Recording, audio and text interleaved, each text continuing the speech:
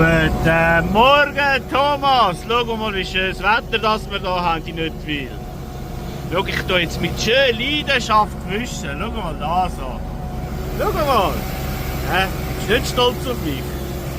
Ich wünsche dir einen schönen Morgen. Wunderschönen guten Morgen, Roger! So, wenn ich sehe, bist du auch mit Leidenschaft am Wischen. Ich habe es vorgezogen, zuerst ein bisschen an der schattigen Wand noch zu wischen. Dann erst am Nachmittag, wenn es heiß wird, dann ein bisschen in den Wäldern rumwischen. Ganz schönen Tag! Ciao, Roger!